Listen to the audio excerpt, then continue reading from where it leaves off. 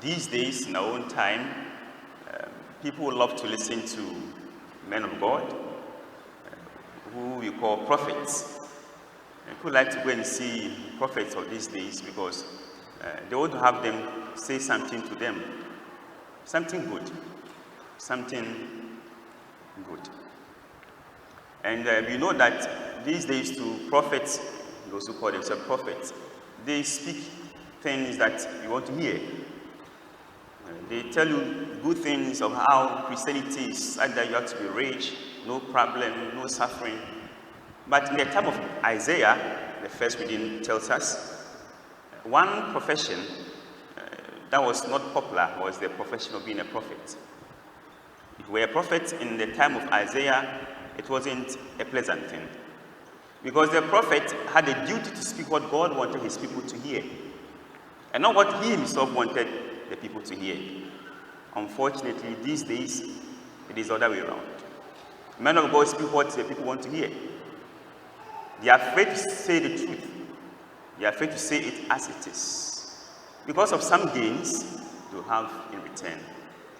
I think the first reading speaks to us who use the pulpit to proclaim God's word. And those of you also as parents, as teachers, as leaders at your workplaces, you have the right to speak like prophets.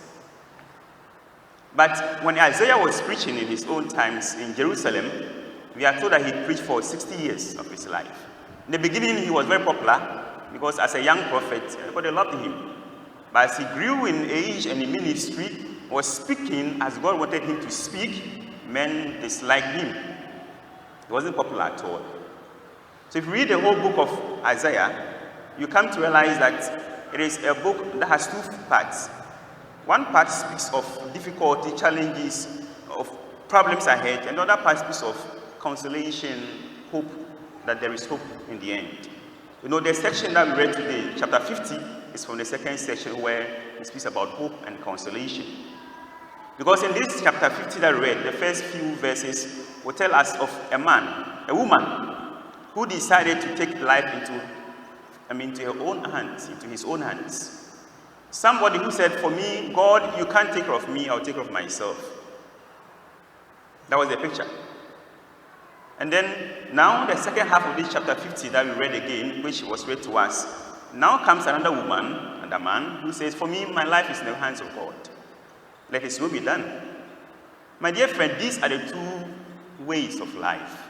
Sometimes we desire to take life into our own hands, to do things our own way, to go by our own road maps. We don't want to follow the GPS of God. We want to create our own GPS for our lives, our own direction for our lives. And so Isaiah again reminded people that in life, the best way to make it to heaven is to follow God's own GPS. Don't be deceived by your own plans, your own directions. Jesus in the gospel brings this picture clearer when he will mention the cross. But then we are told that he went out with his disciples to a place called Caesarea Philippi. We know that this place, Caesarea Philippi, was not a Christian place. It was a pagan territory, we are told. So one day, Jesus got up with his disciples and then went somewhere that Christianity is not there at all. They don't preach about God. And it's in this area where God is not spoken of, God is not heard of, that Jesus asked them, who do people say that I am? You see, we shall all go into our Caesarea Philippi of life.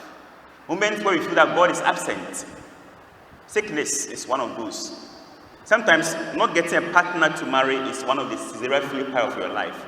Sometimes having difficult marriages, not having happiness in your marriage, can be your Caesarea Philippi. And for us in the religious life, sometimes not having satisfaction could be our Caesarea Philippi.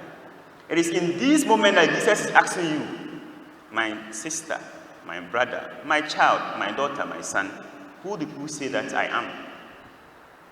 Can you answer, even when sickness around you, people in your family die, that you are the Christ? It is in this place that Peter could say that even in Caesarea Philippi, Jesus, you are the Christ. The next time your Caesarea Philippi comes around, The next time you walk into this Caesarea Philippi of your life, don't change who Jesus is to you.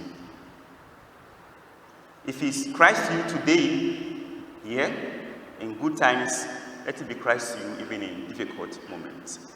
So that is about Caesarea Philippi. Then we are told that he first asked what people say he is to them. It is good, my dear friends, to know what others say about Christ. It is very good. Because sometimes when you listen to somebody's story, listen to what is happening to other people you watch, then you are encouraged to worship them more.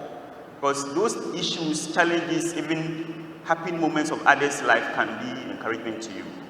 So let us also pay attention to what others say about Christ, what others experience about Christ.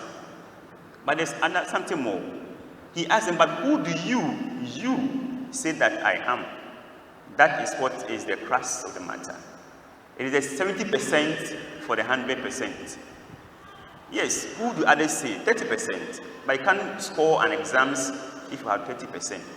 You need your own 70% to get your A.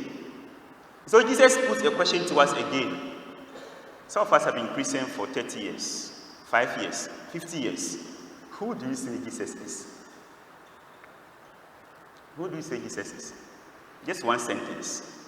If I should call you, you should be asked to stand up and say in one sentence who Jesus is to you. Just think about that. Keep it to your heart. But it's important to know who Jesus is to you. Very important. Not knowing Jesus because others have said this, but better to know him because you have experienced him this way. So it calls for personal encounter, personal experience. We see that in the Word of God. We get that when we come to Mass and we take communion. We see who Jesus is to us. We know who Jesus is to us when we go for adoration in the Blessed Sacrament. When we pray our rosaries, we know that. Even in confession, when we are sinful, we are weak, we go to God in confession, then we know who Jesus is to us. I pray that your answer will one that will be positive to give you hope for the future. Amen. Then he continues, telling them, Peter spoke first, the fact that Jesus should not suffer. Again, this is another challenge we should all guard against. Sometimes we feel that we have to protect Jesus. Yeah. You feel that you have to protect Jesus. Say, Jesus, this should not happen to you, Peter said. Why should you die? He wants to protect Jesus. Jesus doesn't need you to protect him. You can't be his protector. Somewhere in the prayer of the Eucharist, you say, our prayer of thanksgiving adds nothing to your goodness, your greatness. He doesn't need us to protect him. But some of us live our life as if we have to protect Jesus. We have to decide for him. That is the Peter syndrome. The Peter space of life. Wanting to decide for Jesus to protect him. He says he doesn't need that. He has to protect you rather. So he pushes Peter aside. He says, Peter, no, you are not in charge. I am in charge. So get behind me. But sometimes I want to go ahead of Jesus. He pushes Peter aside to get behind him because Peter was in front of him. You should not go ahead of Jesus. We must not go ahead of Jesus. Our best place, our rightful place is to be behind Jesus. Behind Jesus. Get behind me, he said. So let us get behind Jesus. Because he's the one leading, he knows the way. If you want to follow, you want to go ahead of Jesus, you will miss the way. He ends by saying that, then if you want to follow me, carry your cross. We know that the cross was a symbol of submission to Roman rule. So if the Romans who were in charge of Israel at that time, if they want to show that they are in charge, they punish the criminal by letting him carry his cross. A sign that, look, we are dominating you. You are under our submission. So when Jesus asks us to carry our crosses, all he's saying that submit your will to me. You are under my dominance. Jesus is saying, I am in charge. You are not in charge. We are not in charge.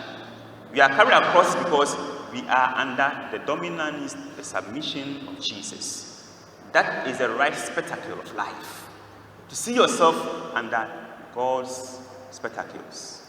To see yourself behind Jesus. To see yourself walking in his footsteps. We call it follow me. You know, the Greek word follow me, akoleteo. Akoleteo in Greek means, that doesn't mean walk side by side with me. No. because you'll be whispering to Jesus' ears, trying to suggest for him. Akoleteo, follow me in Greek, doesn't mean take one step ahead of Jesus. No. The follow me means that walk behind me in my footsteps. Walk behind me in my footsteps, which means that wherever I step there.